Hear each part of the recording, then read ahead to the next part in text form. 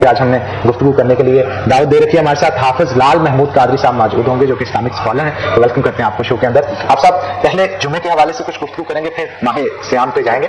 جمعے کے حوالے سے آپ بتائیے گا کہ سب سے افضل کام کون سا ہے, ہمیں کون سی ایسی عبادات جمعے سے ہٹ کے کرنی چاہیے جس سے اللہ کی خوشنودی اور نبی کریم صلی اللہ علیہ وسلم کی خوشنودی حاصل کی جا سکتی ہے.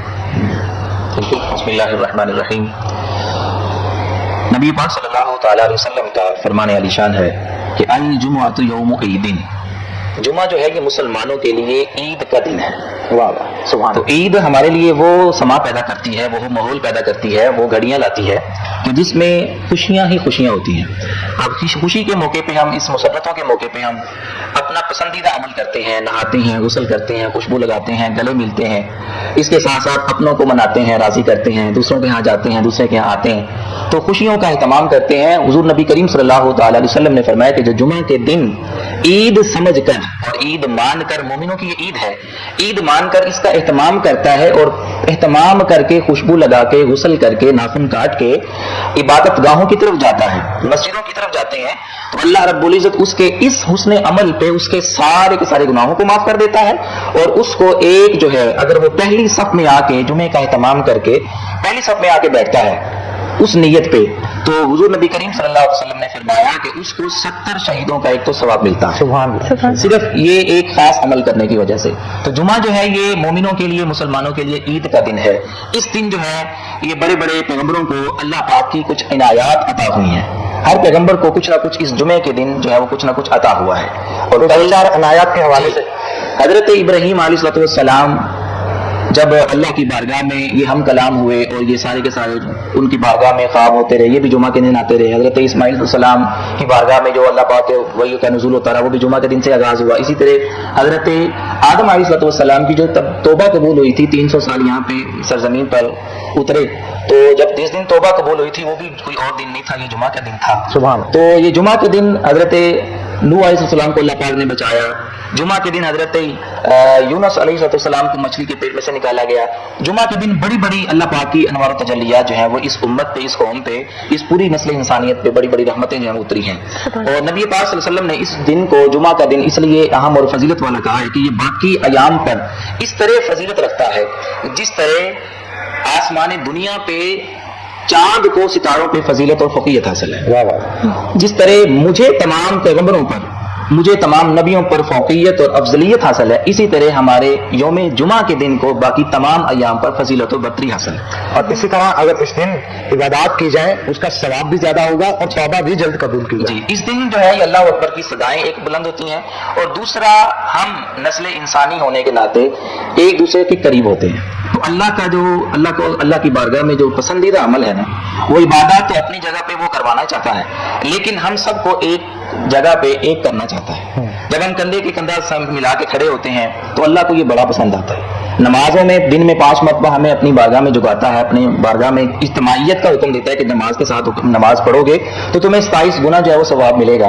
اسی طرح جمعہ کے دن ہم جب صف بندی کر کے اس کی بارگاہ میں کھڑے ہو کر اللہ اکبر کی صدائیں بلند کرتے ہیں اور 2 خطبے پڑھے جاتے ہیں, اللہ اکبر کی تکبیرات جو ہیں بلند ہوتی ہیں, تو اس میں اللہ رب العزت ایک تو اپنی عبادت بھی کروا رہا ہے اور دوسرا ہم سب کو جوڑ رہا ہے. سبحان. اس کو جوڑنا جو ہے, ایک ہونا جو ہے وہ بڑا پسند ہے. اسی طرح دیکھا جائے کہ جب حج کا دن آتا ہے, حج عرفات کا دن آتا ہے, 9 ذی الحج کا دن آتا ہے یا 10 ذی الحج کا دن آتا ہے, تو اس وقت پہ اللہ اکبر کی لبیک کی صدائیں جو ہیں وہ بلند ہو رہی ہوتی ہیں. تو ہر طرف اللہ اکبر اللہم لبیک کی صدائیں بلند ہوتی ہیں. تو فقط دنیا میں ہم جس وقت بھی اللہ اکبر کی صدائیں بلند کریں وہ قبول ہے, لیکن اللہ کا وہ خاص مقصد ہے ایک مقام پہ, ایک جگہ پہ ان کو اکٹھے کرنا اور رنگ و نسل کی انفرادیت کو اور ان کو امتیازات کو ختم کر کے یکجا کر کے وہ اپنا ایک نقطۂ نظر پہ دیکھنا چاہتا ہے. ان کو یکجا کر کے پھر اللہ رب العزت کہتا ہے کہ اب میری رحمت جو ہے تم پر تمہاری برس رہی ہے, اب میری رحمت بھی دیکھتے چلے جاؤ اور میری مغفرت کے دروازے بھی تمہارے لیے کھولتے چلے جاؤ. اور حضور نبی کریم صلی اللہ علیہ وسلم نے فرمایا کہ اس دن جو ہے, جمعہ کے دن جو اس دنیا سے چلا جاتا ہے, جب اس کی روح جو ہے وہ قفس انسی سے پرواز کر جاتی ہے,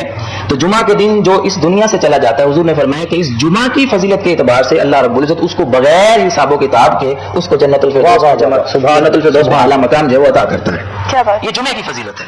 اب یہ جمعہ پچھلی امتوں میں بھی تھا, جمعے کا دن آتا رہا ہے، لیکن اس کی افادیت، اس کی انفرادیت اور اس کا زیادہ جو مقام اور مرتبہ ہے وہ ہمارے آقا دو جہاں حضرت محمد مصطفیٰ صلی اللہ علیہ وسلم نے آ کر اس دن کو اجاگر کیا، اس دن کی فضیلت بتائی۔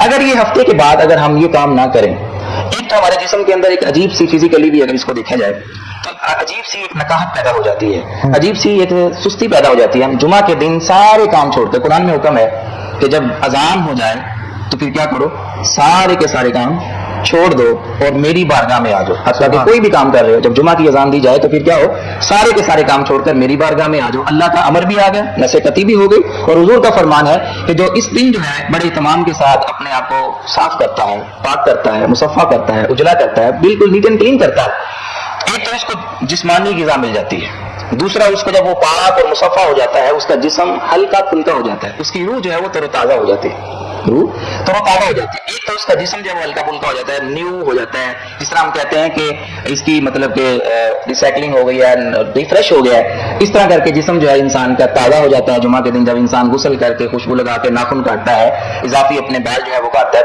ترسواتا ہے، سارے اپنے صاف اپنی صفائی کرتا ہے، جسم کی صفائی کر کے پھر اس کی بارگاہ میں آتا ہے، تو اللہ رب العزت وہ تو کروانا ہی چاہتا ہے لیکن ہمیں نکھارنا چاہتا ہے، ہمیں پاک کرنا چاہتا ہے، ہمیں سنوارنا چاہتا ہے۔ اب پورے جو ہے یہ 11 ماہ ہم اپنی مرضی کے مطابق گزارتے ہیں، اپنی مرضی کے مطابق اٹھتے ہیں، اپنی مرضی کے مطابق سوتے ہیں، کھاتے بھی اپنی مرضی کے ہیں، لیکن ایک ماہ اس نے اپنے لیے چن لیا، سبحان اللہ، اس کا ہم آگے ذکر کریں گے انشاءاللہ۔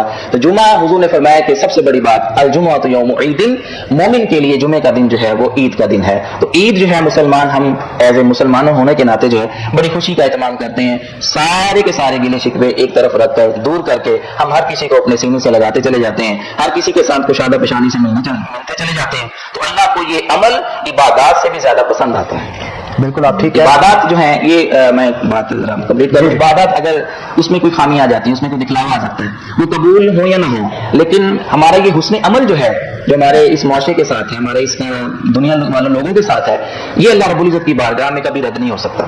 جو آپ دیتے ہیں، نیت وہ رکھتے ہیں کہ اللہ کی خوشنودی کے لیے، اللہ کی رضا کے لیے، تو اللہ رب العزت تھوڑا بھی کیا ہو تو وہ اپنی بارگاہ میں قبول و منظور جو ہے وہ کرتا ہے۔ جمعہ جو ہے بڑا عام دن ہے اور ہمارے مسلمانوں کے لیے بڑی ہی باعث مسرت، باعث فرحت اور باعث برکت کا دن ہے۔ اس دن عمل جو بھی کیا جائے عصر کی نماز کے بعد، اب یہ جمعے کی فضیلت ہے، حضور نبی کریم صلی اللہ علیہ وسلم نے فرمایا کہ جمعہ کے دن نماز عصر کے بعد جو مجھ پر 81 مرتبہ درود پڑھتا ہے، سبحان اللہ، صرف 81 مرتبہ درود پڑھتا ہے، تو میں اللہ رب العزت کی بارگاہ میں اللہ رب العزت جو ہے وہ اس کے 80 سال کے گناہ جو ہے وہ معاف کر دیتے ہیں۔ واہ واہ واہ واہ۔ اب درود ہم سارا دن بھی پڑھتے ہیں، پورا ہفتہ 6 دن پڑھتے ہیں، بقیہ دنوں میں بھی پڑھتے ہیں، لیکن جمعے کی فضیلت کی بنا پر، جمعے کی افادیت کو اجاگر کرتے ہوئے، جمعے کا مقام اور مرتبہ بلند کرتے ہوئے حضور نے فرمایا کہ جو جمعہ کے دن عصر کی نماز کے بعد مجھ پر درود پڑے گا تو اللہ رب العزت اس کے جو ہے وہ 80 سال کے گناہ جو ہے معاف کر دے گا۔ سبحان اللہ۔ اس کے علاوہ کیا کوئی اور ایسی عبادات بھی ہیں، جیسے آپ نے ابھی درود شریف کا بتایا، اس کے علاوہ بھی کیا ایسی کوئی عبادات ہیں جو کہ اللہ کو اس جمعے کے دن جی بہت زیادہ پسند آتی ہیں؟ جی، جمعہ کے دن مسواک کرنا یہ بھی ایک حسن عمل ہے۔ جمعہ کے دن جو ہے وہ خوشبو لگانا، جمعہ کے دن نوافل پڑھنا، ذکر و اذکار کرنا اور سورۃ کہف کی تلاوت کرنا، اب میرے ذہن میں آ گیا، سورۃ کہف کی تلاوت کرنا، یہ ایسے ہی ہے کہ اس کا جو حشر ہوگا قیامت کے دن وہ صحابہ اور اصحاب کہف کے ساتھ ہوگا۔ واہ واہ واہ واہ۔ جو جمعہ کے دن سورۃ کہف کی تلاوت کرتا ہے تو اس کا حشر اور اس کو اٹھایا جائے گا، تو اصحاب کہف کے ساتھ ان کو اٹھایا جائے گا۔ اور جمعہ کے دن درود پاک پڑھنا، جمعہ کے دن کوئی بھی نیک عمل کرنا وہ رد نہیں ہوتا، وہ اللہ کی بارگاہ میں قبول و منظور ہوتا ہے۔ اچھا، یہ بھی کہا گیا ہے کہ قبرستانوں کا رخ بھی جمعہ کو دن کرنا چاہیے، اپنے جو والدین ہیں وہاں پہ جا کے ذکر اذکار کرنا چاہیے تاکہ ان کی بخشش ہو۔ اکثر ہمارے یہ معاشرے میں ہمارے یہ بلکہ روایت بن چکا ہے، ہم کبھی پورا ہفتہ جائیں نہ جائیں، لیکن ہم جمعہ کے دن ایک خاص اہتمام کر کے جمعہ کی نماز پڑھ کے کھانا شانا کھا کے تو ہم قبرستان کی طرف جو ہے وہ رخ کرتے ہیں، اپنے والدین کی طرف رخ کرتے ہیں، اپنے بڑوں اپنے آبا و اجداد کی طرف رخ کرتے ہیں۔ تو یہ قبرستان میں جانا بھی مصطفیٰ کریم صلی اللہ علیہ وسلم کی سنت ہے اور اس میں عمل ہے۔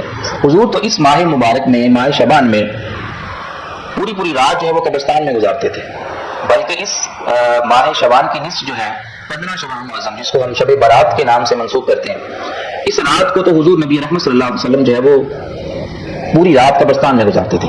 تو ایک مرتبہ حضرت عائشہ صدیقہ رضی اللہ تعالیٰ عنہ اپنے قریب دیکھتی ہیں کہ مصطفیٰ کریم صلی اللہ علیہ وسلم میرے بستر پہ میرے قریب نہیں ہے، तो परेशान हो गई, ढूंढते ढूंढते उनको कब्रिस्तान में पाया। तो वो शक करने लगी हजरत आयशा सिद्दीक़ा रज़ियल्लाहु ताला अन्हा कि कहीं किसी और ज़ौजा के मोहतरमा के पास तो नहीं चले गए। तो हुजूर नबी करीम सल्लल्लाहु अलैहि वसल्लम समझ गए और फरमाया कि आयशा, जिस बात का तुम गुमान कर रही हो वैसी बात नहीं है, तुम्हारा हक मैं तुम्हें अता करूंगा। और मैं ये चाहता हूं कि जब अल्लाह की रहमत जोश में हो और वो बख्शने पे आया हो और वो मग़फ़िरत करने पे आया हो, तो मैं अपनी गफलत की नींद जो है वो सो रहा हूं और मैं अब अपनी बिस्तर पे हूं। मैं नहीं ये चाहता कि बस जब अल्लाह की रहमत जोश में हो और अल्लाह अपना मकाम छोड़कर आसमानी दुनिया पे आया हुआ हो, तो फिर मैं जो है उसकी रहमत का तलबगार हूं, उसकी मग़फ़िरत का तलबगार हूं, उसकी बख्शिश का तलबगार हूं। तो फिर इसलिए मैंने ये सारी रात कब्रिस्तान में इसलिए गुजारी कि मैं भी अल्लाह की बख्शिशों में से, अल्लाह की मग़फ़िरतों में से मेरा नाम जो है वो लिखा जाए और मेरी भी अल्लाह की रहमतों को लूटने वालों में मेरा भी नाम लिखा जाए और मेरी भी बख्शिश और मग़फ़िरत होती चली जाए।